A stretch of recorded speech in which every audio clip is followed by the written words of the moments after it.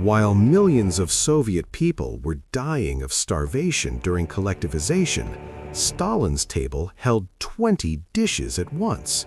Pheasants, quails, black caviar, wines from his personal cellars in Georgia. But official propaganda painted a completely different picture. Imagine, your whole life you were told that Stalin was a simple man of the people, ate cabbage soup and porridge, wore an old overcoat. After his death, he allegedly left only 900 rubles in a savings account and a pair of boots. A beautiful legend, right? But the people who sat at the same table with him, Marshals Konev and Zhukov, Commissar Mikoyan, Molotov, Khrushchev, even Churchill and Roosevelt, they told a completely different story. Today, we'll examine what the father of nations actually ate, how his table changed along with the growth of his power, and why at the end of his life, he began cooking his own food on a hot plate locked in his office.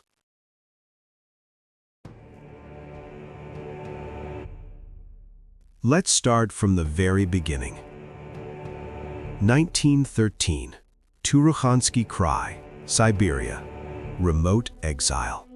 Young revolutionary Joseph Jugashvili, not yet 35, lives in one hut with his party comrades, Lev Kamenev and Yakov Sverdlov. It would seem they're all comrades, revolutionaries, brothers in struggle. But you know what they fought bitterly about? Dirty dishes. Stalin categorically refused to wash his own plates. Simply refused, and that was it. Sverdlov was outraged, made scenes, demanded they observe the duty roster. And the soft, intellectual Kamenev washed the dishes for Koba on his duty days. Even then, the future dictator showed his character. He wouldn't do what he considered beneath his dignity, even if it was a basic household obligation. This trait would stay with him forever. Until the end of his life, Stalin would never touch kitchen work, would never cook, wash, or clean. There were other people for that. And what did he eat then? Fish from local rivers, game from hunting, simple products bought with a few government rubles a month. He couldn't cook and didn't want to learn. Hungry? Yes. Modest? Absolutely. But not for long.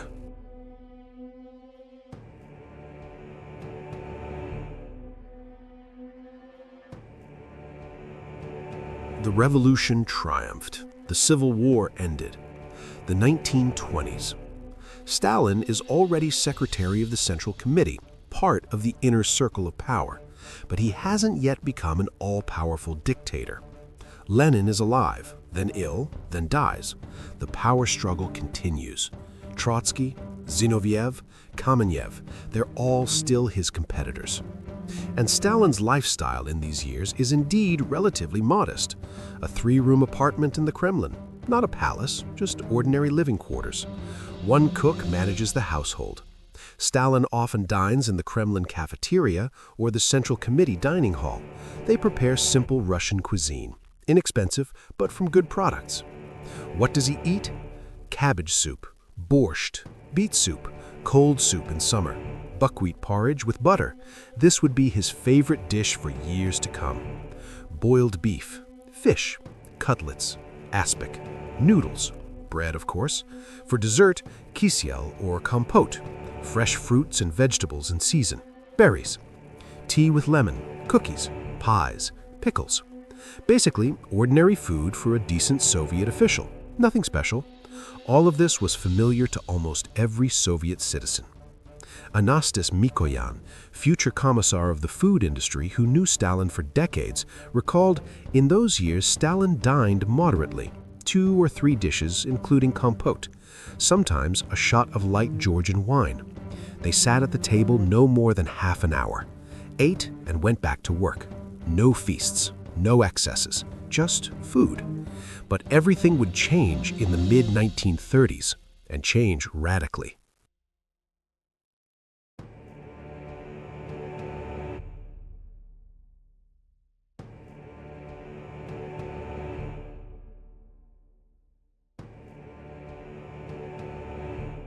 1932. Stalin's wife dies. Nadezhda Alliluyeva. One version says suicide. Another, well, there are many versions. Stalin takes it hard, withdraws, becomes even more ruthless. But simultaneously, his power becomes absolute. Competitors eliminated, Trotsky in exile, Zinoviev and Kamenev broken, the party in his hands, the country in his hands. And here's where the metamorphosis occurs. Stalin no longer wants to eat alone. He begins hosting lunches and dinners for his associates. First, he invites 3 or 4 people, then 6, then 12, then 20 and more. Meals transform into peculiar political clubs. Stalin himself ironically called them that. And these feasts now last not half an hour, but 3 to 4 hours.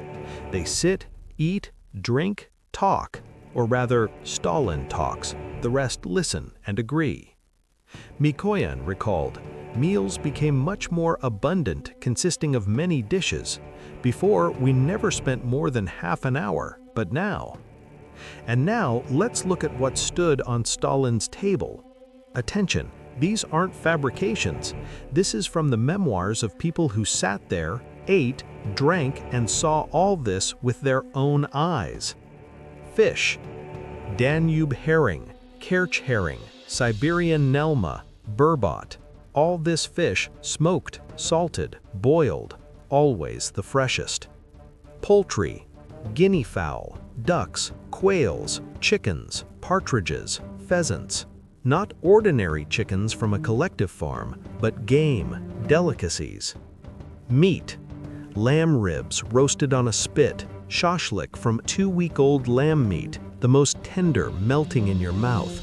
Turkey liver. The birds were specially fattened, essentially Soviet foie gras. Delicacies.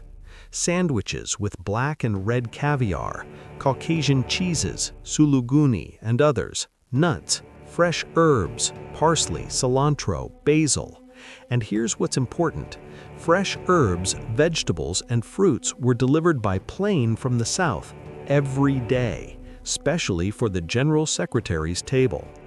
Yugoslav writer Milovan Djilas, who visited Stalin as a guest, wrote in his memoirs, Stalin consumed quantities of food enormous even for a larger man. Most often these were meat dishes. Here you could feel his mountain origins. 20 dishes simultaneously on one table. And now remember, what year is this? The 1930s. Outside, collectivization, dekulakization, Holodomor in Ukraine, the Volga region, Kazakhstan. Millions of people are dying of hunger. People eating grass, tree bark, animal corpses. And on the table of the father of nations, pheasants, caviar, wines, and 20 kinds of appetizers. So much for modesty.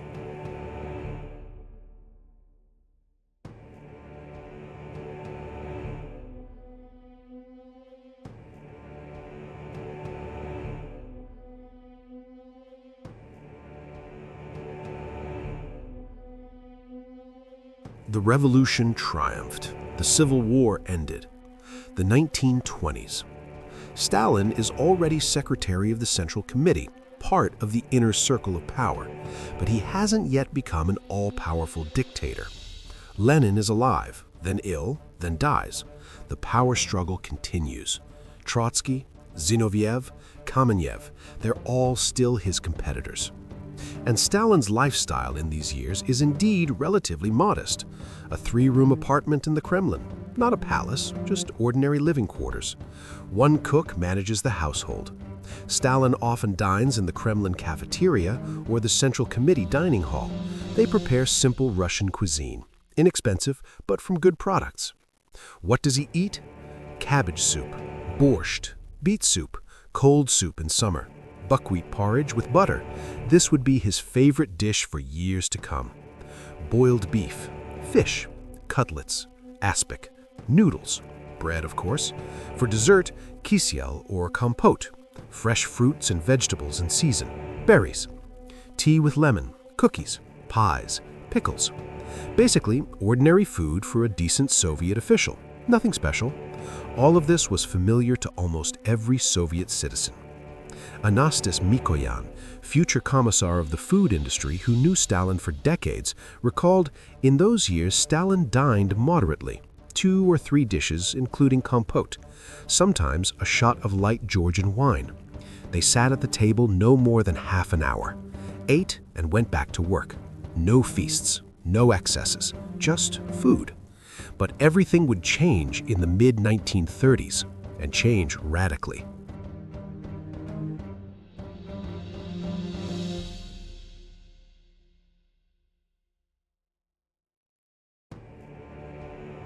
During World War II, Stalin hosted grand banquets for the Allies. When Churchill and Roosevelt came to conferences, to Tehran, to Yalta, to Moscow, they were met with feasts worthy of the Tsar's court. What was served? Roasted hazel grouse and black grouse, venison, moose, exquisite pâtés, meatballs, ragu, beefsteaks, famous Požarsky cutlets, salmon, sturgeon, black caviar by the bucket. The American and British delegations were shocked. They offered modest dinners, French cuisine, nothing special, but the Soviets put out such. This was a demonstration of power. "Look," Stalin said without words, "what kind of power we have. We can afford luxury even in the midst of war. While our soldiers crush the Wehrmacht, we have caviar and champagne here." And it worked, made an impression. And at the same time, at the front, Red Army soldiers ate millet porridge and soaked crackers. By the way, the Americans even came up with a special term, Winston hours. That's what they called the time Churchill spent with Stalin at the table, because the British Prime Minister drank on par with the Russians, not wanting to lose face. But President Roosevelt couldn't keep up. After Stalin's banquets, he needed 3 days to sleep it off, 10 hours a day, an unprecedented luxury for the president of a warring power. For Georgian feasts, Stalin invited People's Artist of the USSR, Mikhail Chiaureli. He was the tamada. They ate traditional dishes, harcho, lobio, satsivi, chinaki, chahokbili, chicken tabaka, suluguni cheese. Churchill remembered these banquets for the rest of his life.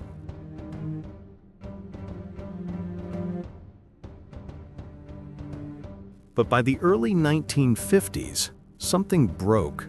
Stalin is aging. He's already over 70. His health isn't what it was. His character becomes increasingly suspicious, gloomy. Feasts for 20 people stop. Old comrades die one by one. He doesn't trust the new ones, doesn't trust anyone at all. And here, historian William Poklebkin, researcher of Russian cuisine and Stalin's lifestyle, writes something astonishing. Stalin began locking himself in his office and himself, cooking his own food on a hot plate. Think about this. A man who his entire life refused to even wash his own dishes. A man who had the country's best chefs. A man whose table held 20 dishes simultaneously. Now he's cooking soup for himself on a hot plate, locked in, alone. Why? Because he's afraid they'll poison him. Poklebkin calls this a sign of the most severe psychological crisis that Stalin experienced in his final years of life. Paranoia reached its absolute peak. He feared everyone. Doctors. The doctor's plot began. Associates prepared new purges. Guards changed their composition. Food cooked it himself. March 5, 1953, Stalin had a stroke. He was found on the floor at his dacha. He'd been lying there for several hours. The guards were afraid to enter without permission. When they found him, it was already too late. He died.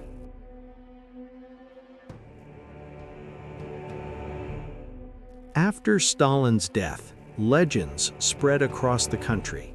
About 900 rubles in a savings account. About a pair of boots and an old overcoat that allegedly remained after him. About how modest, simple, of the people he was. But the people who knew the truth stayed silent because the truth was completely different.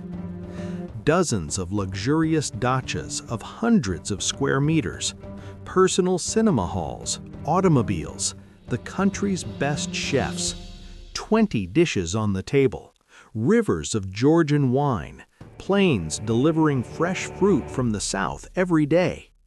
All of this at the expense of the people. The same people who in the 1930s ate quinoa and died of hunger by the millions. The same people who during the war received 125 grams of bread in besieged Leningrad. The same people who considered meat a luxury and butter a holiday. The myth of the modest leader is shattered by the memories of those who sat at the same table with him. Stalin knew how to create images, but reality is always more complex than propaganda.